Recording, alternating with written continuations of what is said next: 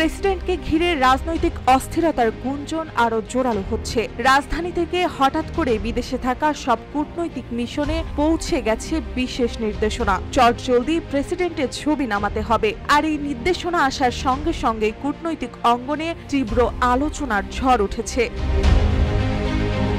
সূত্র জানিয়েছে, মধ্যরাতে সেগুনবাগিচার পক্ষ থেকে মৌখিকভাবে জানানো হয় ওয়াশিংটন, দিল্লি, বেইজিং, রিয়াদ সহ বিশ্বের সব বাংলাদেশি মিশনের রাষ্ট্রপ্রধানের ছবি সরিয়ে ফেলতে হবে। শুধু তাই নয়, বাস্তবায়ন নিশ্চিত করতে অঞ্চল ভিত্তিক তদারক কর্মকর্তাও নিয়োগ দেওয়া হয়েছে। ইতিমধ্যেই প্রতিবেশী একটি দেশের মিশন থেকে ছবিটি নামানো হয়েছে বলেও নিশ্চিত করা হয়েছে।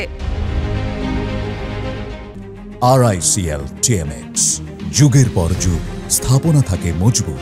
এর আগে সেগুনবাগিচার কার্যালয় থেকেও প্রেসিডেন্টের প্রতিকৃতি সরিয়ে ফেলা হয়েছে। ফলে সেন্সারি কমপ্লেক্স, মিশন প্রধানের বাসভবন কিংবা মিটিং রুম সব জায়গাতেই আর রাষ্ট্র বা সরকার প্রধানের ছবি থাকবে না। রাজনৈতিক বিশ্লেষকদের মতে এই পদক্ষেপ নিছক প্রশাসনিক নির্দেশনা নয়, বরং এটি হতে পারে প্রেসিডেন্টকে ধাপে ধাপে সরিয়ে দেওয়ার ইঙ্গিত। তবে এখন পর্যন্ত এ বিষয়ে কোনো আনুষ্ঠানিক ঘোষণা আসেনি অন্তর্বর্তী সরকারের পক্ষ থেকে। মার্জিয়া মৌ, রূপালী বাংলাদেশ।